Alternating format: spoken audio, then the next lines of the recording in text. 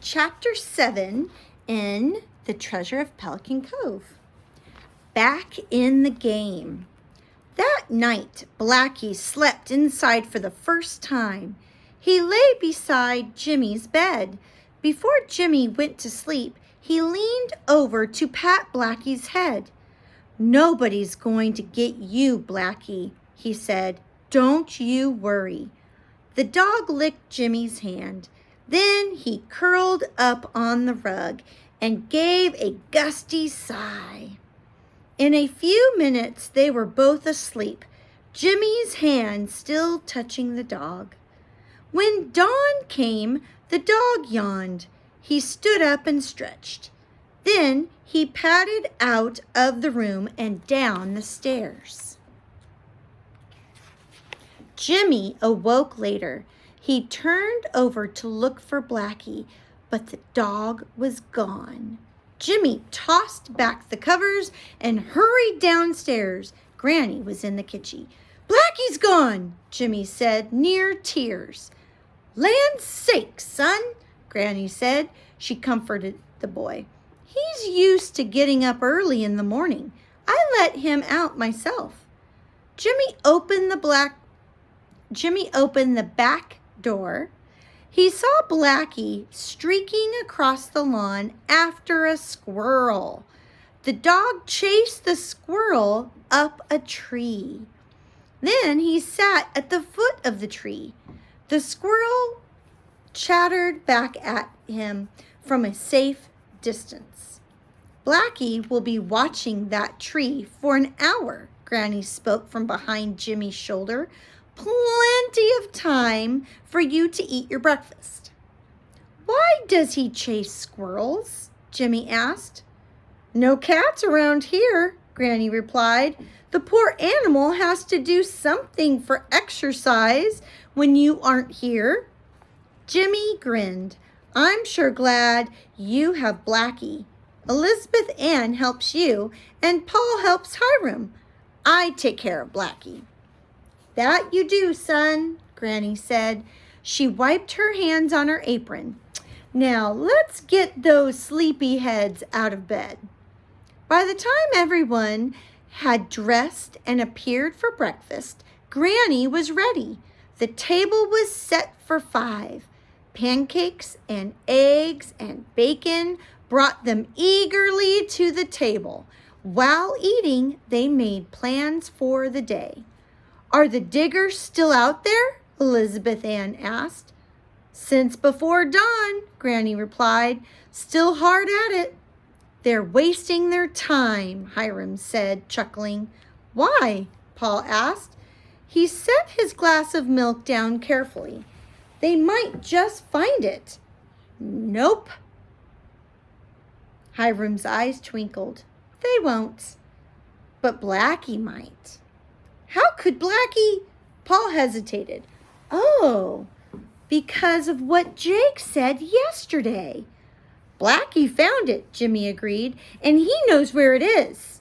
"The problem," Hiram said, "is how to get him to tell us."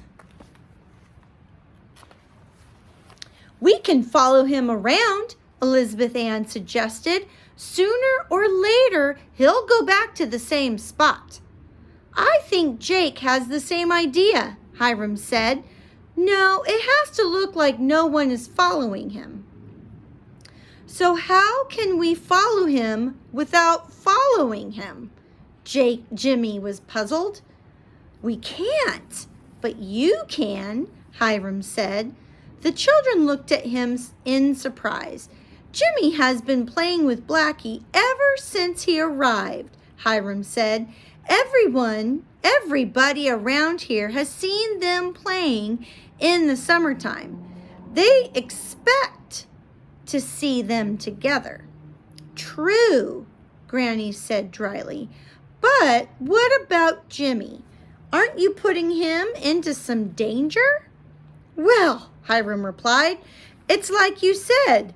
What real danger is there?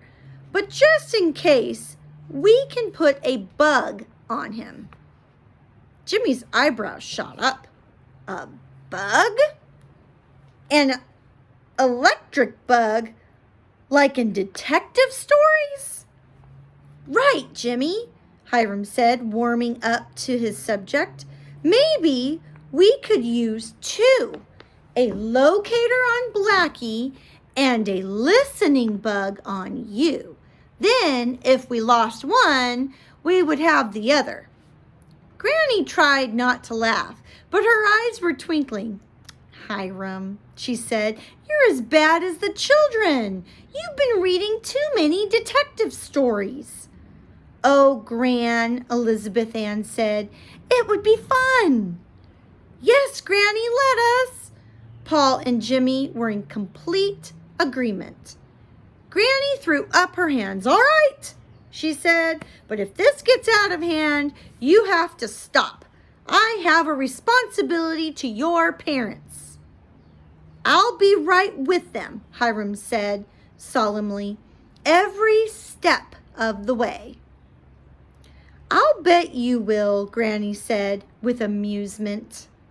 They drove into Ableville to get the equipment. The salesman at Electronics Incorporated helped them select just what they needed. These will do just fine, Hiram said. He pulled out his wallet. What do I owe you? When the salesman quoted the price, Hiram whistled. Phew! That's a lot of money for two tiny scraps of metal. The salesman looked at the old man and the children. Need it long?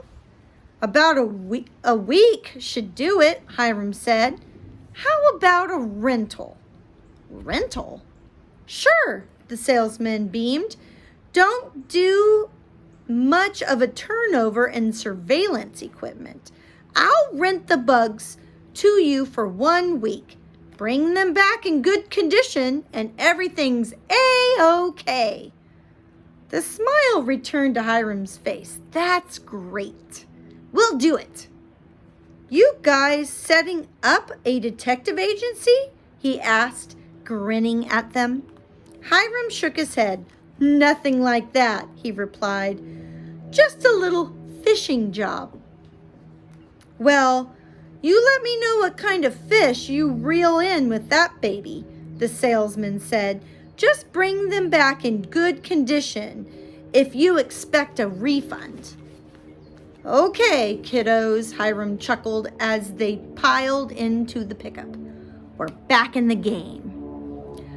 But when they reached Land's End, Granny met them on the porch. Blackie's gone, she called. I can't find him anywhere. Jimmy was out of the truck as soon as it stopped. Jake got him. Granny stopped him before he could charge down the beach. Wait, Jimmy, she said. We don't know that.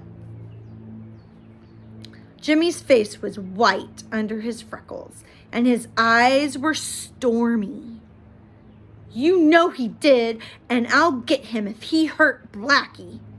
Settle down, son, Hiram said. He stopped beside Jimmy. Okay, we'll go look. Maybe he's down at the amusement park. They went down the beach path in single file. When the walking was easier, they turned down the beach.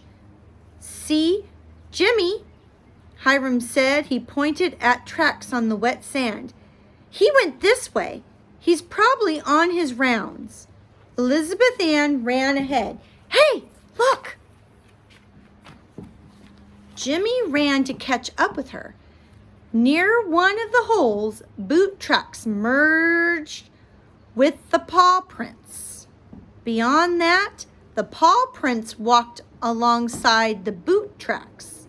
They led back to the road. Jimmy struggled up the dune. The others followed. At the top, the tracks ended. There was nothing. Not to the right, not to the left. Just nothing. He's gone this time, Jimmy said tearfully. Blackie's really gone.